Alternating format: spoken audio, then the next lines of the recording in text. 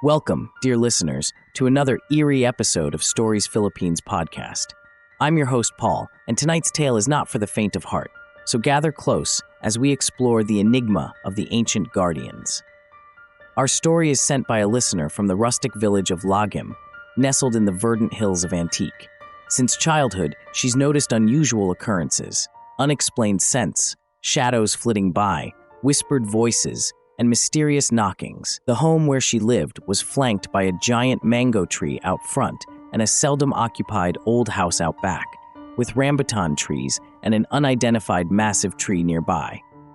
When she was just a young girl, her mother tried her hand at caretaking the neighboring house, sweeping the surrounding dry leaves. After lighting a fire to dispel the mosquitoes, her mother returned home sweating profusely and uncharacteristically parched, though no amount of water could quench her thirst. As evening fell, her mother's breathing grew labored. Her father, alarmed, sent her to fetch her grandfather, a healer known for his ritual practices. On her way, a heaviness filled her steps. Approaching a large, mysterious tree, she encountered three figures resembling the indigenous Ada tribe: a man, a woman, and a child. The man held a spear, his hair wildly curly, as were the others, and both women wore traditional skirts and tubes. The trio stood in a stepped formation, silently imploring her not to seek her grandfather's aid. She ran past them, trembling. Her grandfather attempted to help her mother, but admitted defeat against a powerful spirit that had taken hold.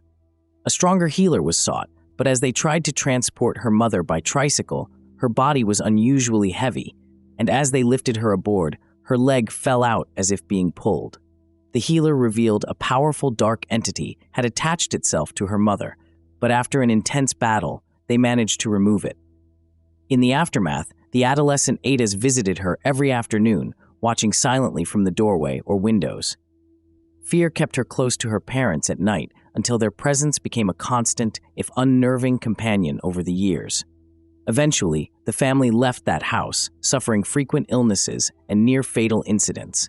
Her grandmother later revealed that their home was built on a site with a dark history, and the mango tree, said to be inhabited by a capra, a legendary tree giant, as per the previous occupants. Even after moving, she wasn't free from encounters with the unseen.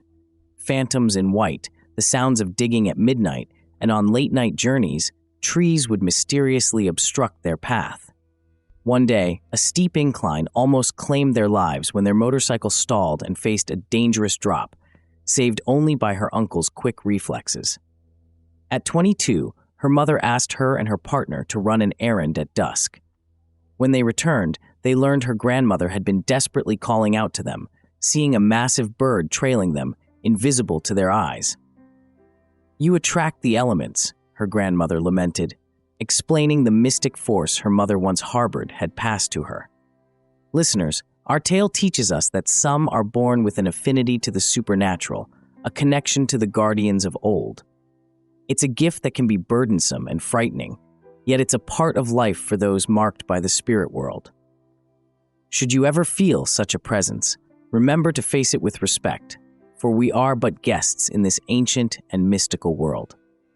Thank you for joining me, Paul, on this mystical journey through the Stories Philippines podcast. Sleep with one eye open tonight, and may your path be clear of unseen obstacles. Until our next ghostly gathering, stay strong, stay spirited, and keep sharing your stories. See you next time.